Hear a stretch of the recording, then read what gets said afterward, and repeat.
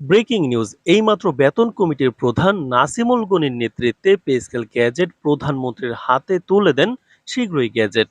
নবম পে স্কেলের আজকের গুরুত্বপূর্ণ নিউজটি শেষ পর্যন্ত দেখুন এবং শুরুতেই এই চ্যানেলটি সাবস্ক্রাইব করে রাখুন নবম পে স্কেলের সকল নিউজ সবার আগে পেতে। সরকারি কর্মকর্তা কর্মচারীদের জন্য বহুল প্রতীক্ষিত জাতীয় পে স্কেলের সরকারি গ্যাজেটের চূড়ান্ত সুপারিশমালা আনুষ্ঠানিকভাবে গণপ্রজাতন্ত্রী বাংলাদেশ সরকারের প্রধানমন্ত্রীর হাতে হস্তান্তর করা হয়েছে।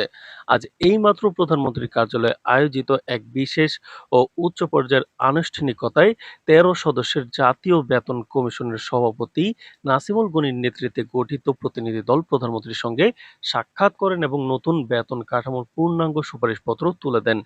এই হস্তান্তরের মাধ্যমে দেশের লাখ লাখ সরকারি চাকরিজীবীদের পুনর্নির্ধারণ প্রক্রিয়ার আনুষ্ঠানিক সূচনা হলো বেতনের। প্রধানমন্ত্রীর কার্যালয় সূত্রে জানা গেছে, আজকের এই তাৎপর্যপূর্ণ বৈঠকে বেতন কমিশনের সভাপতি নাসিমুল গনি নতুন বেতন স্কেলের বিভিন্ন কাঠামোগত সংস্কার ও সুবিধাসমূহের বিস্তারিত চিত্র তুলে ধরেন। নতুন এই কাঠামো বাস্তবায়নের ফলে প্রথম থেকে ২০তম সকল গ্রেডের কর্মকর্তা ও কর্মচারীদের মূল বেতন, বার্ষিক ইনক্রিমেন্ট, চিকিৎসা ভাতা, বাড়ি ভাড়া, শিক্ষা ভাতা এবং উচ্চ ভাতায় চোখে পড়ার মতো ইতিবাচক পরিবর্তন এনে একটি আধুনিক ও বাস্তবসম্মত রূপ প্রদান করা হয়েছে। নতুন গ্যাজেটে কেবল মূল বেতন বৃদ্ধিতে সীমাবদ্ধ রাখা হয়নি, বরং কর্মকর্তা কর্মচারীদের সামাজিক নিরাপত্তা ও অবসরকালীন সুবিধার বিষয়টি সর্বোচ্চ প্রাধান্য লাভ করেছে।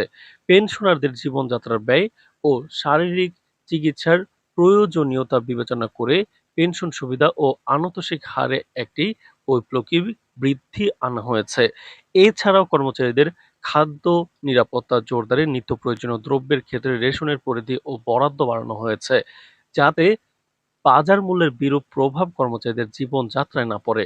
তো দর্শক, ভিডিওটির এই মুহূর্ত পর্যন্ত যারা দেখছেন, চ্যানেলটি সাবস্ক্রাইব করে রাখুন নবম পে স্কেলের সকল নিউজ সবার আগে পেতে। চূড়ান্তভাবে অনুমোদিত নতুন স্কেলে প্রথম থেকে ২০তম প্রতিটি গ্রেডেই যৌক্তিক, বাস্তবমুখী ও সময়োপযোগী বেতন বৃদ্ধি নিশ্চিত করা হয়েছে, যেখানে একদম সর্বনিম্ন গ্রেডের সরকারি কর্মচারীদের মূল বেতন পূর্বের তুলনায় প্রায় দ্বিগুণের বেশি বাড়ানো হয়েছে। নতুন নির্ধারিত রূপরেখা অনুযায়ী প্রথম গ্রেডে সচিব ও সমমানের পদসমূহ মূল বেতনের নির্ধারণ করা হয়েছে নির্দিষ্ট ১,৬০,০০০ টাকা। দ্বিতীয় গ্রেডে ১,৩৫,০০০, তৃতীয় গ্রেডে ১,০০,০০০ কিন্তু ১৫,০০০ টাকা। আর চতুর্থ গ্রেডে ১,০০,০০০ টাকা, পঞ্চম গ্রেডে ১,০৫,০০০ টাকা, আর ছয়তম গ্রেডে ৭০,০০০ টাকা।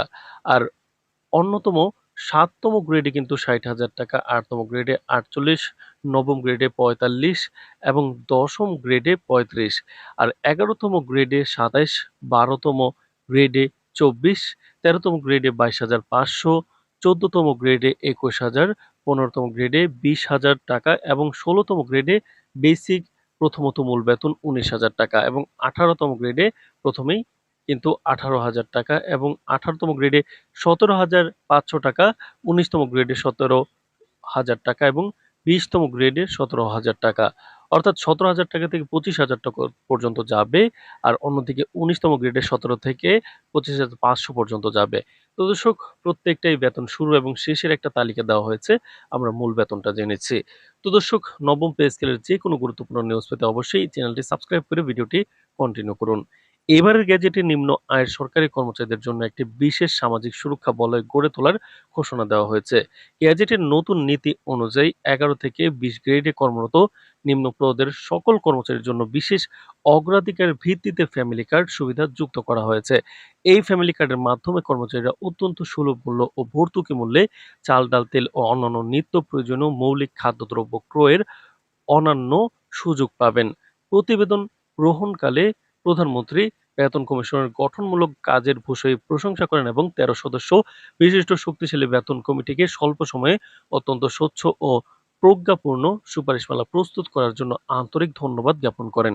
প্রধানমন্ত্রী বলেন যে সংশ্লিষ্ট দপ্তরগুলোকে অবিলম্বে এই গ্যাজেটের প্রশাসনিক অনুমোদন সম্পন্ন করে চলতি আগস্ট মাসের বেতনের সঙ্গে তা সমন্বিত উপায়ে বাস্তবায়নের দ্রুততম পদক্ষেপ গ্রহণ করার নির্দেশ প্রদান করেন। সংবাদ সম্মেলনে কমিটি প্রধান নাসিমুল গনি নিশ্চিত করেন যে আন্তর্জাতিক অর্থ সংস্থানকারী সংস্থাগুলোর সঙ্গে আলোচনার ভিত্তিতে নিশ্চিত হওয়া গেছে আন্তর্জাতিক মুদ্রা তহবিল আইএমএফ এর পক্ষ থেকে এই নতুন বেতন স্কেল বাস্তবায়নে কোনো ধরনের সরকারি বা নীতিগত বাধা নেই।